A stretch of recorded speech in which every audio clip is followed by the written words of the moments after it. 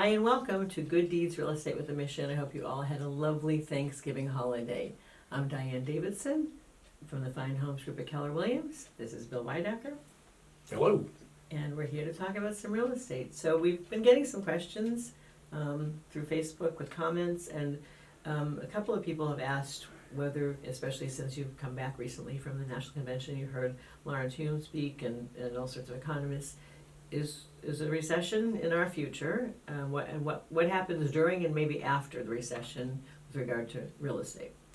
Take it away. Well, I think the most important thing, if you're a buyer or seller, is to look at what is going on nationally. It has some impact, no doubt about it.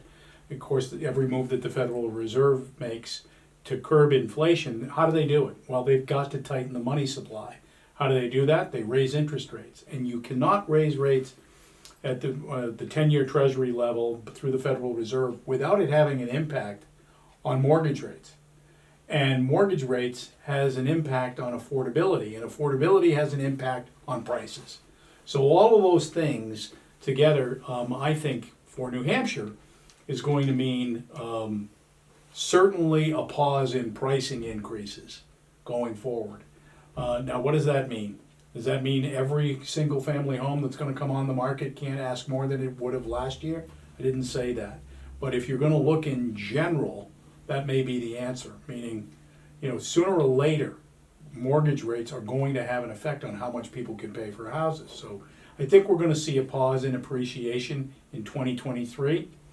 Also, I do believe, the other question is, to stave off inflation and, of course, a recession.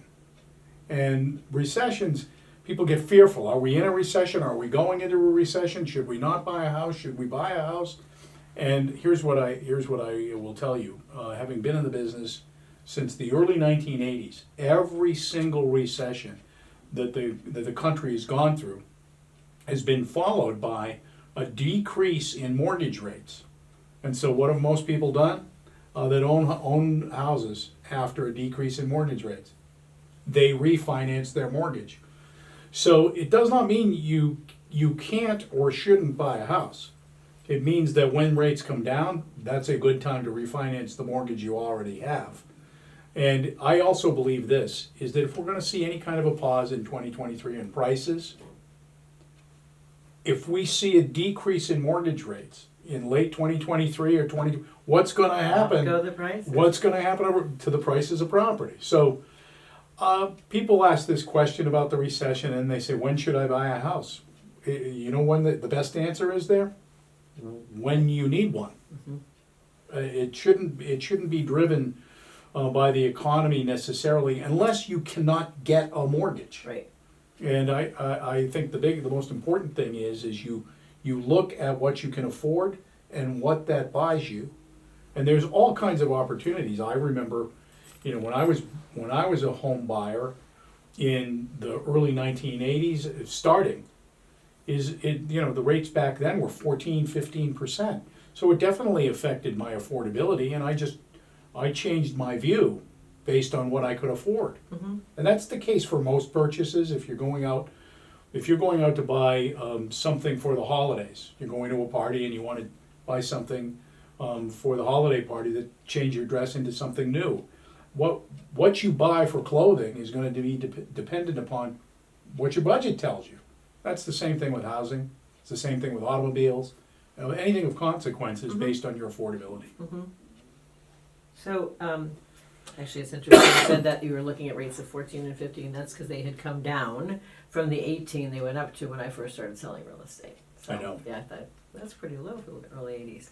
But we focus a lot on interest rates and not so much affordability, because it's in the news, right? The news is interest rates are up, But the truth is, there are so many great programs with lenders. I know we've talked about this before on our podcast, that people really, really, really need to understand. Buyers, prospective buyers, people who are thinking about it, need to understand that there's great ways to get into a home, because we are seeing, as we've talked about before, a buyer-friendly market, so you'll have terms that are more reasonable. It's a more civilized negotiation as a rule, just generally that we're seeing, and it's a great opportunity. and the payments can be where they would have been several months ago or darn close if you're working with a lender who's really adept at understanding how to, which program is best for you. But the good news that I'm hearing here is if there is some sort of interest rate buy down, or an adjustable rate mortgage that is frozen for the first 5 years, 7 years, or 10 years, that there's certainly hope, because if this recession comes, rates will go down afterwards. So there'll be time to refinance long before that rate adjusts again, right? Yeah, and I've got to say this, I've worried about mortgage increases and recessions that have never come. Yep, over the course of my career. absolutely. And so I don't have the type of control to accurately predict. But I can say this, is that when somebody buys a home based on their income today, in an inflationary period, there's pressure not only on interest rates, there's pressure on wages. And so wages go up also. They don't go up as fast as in some cases, we know that consumer price index going up 8, 9%, 7%, depending on which month you look at.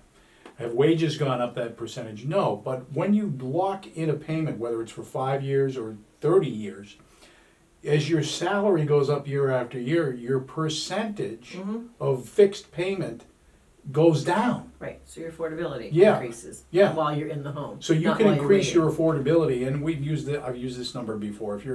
If you're investing, not investing, if you're paying $2,000 a month in rent, in 5 years' time, you will have spent $120,000 and received nothing. Nothing to show for it. Nothing. And so it really is important that with owning something, you can make it a little more affordable over time as your salary goes up, and also building some wealth. Right, yep. Don't wait to buy real estate and wait, right?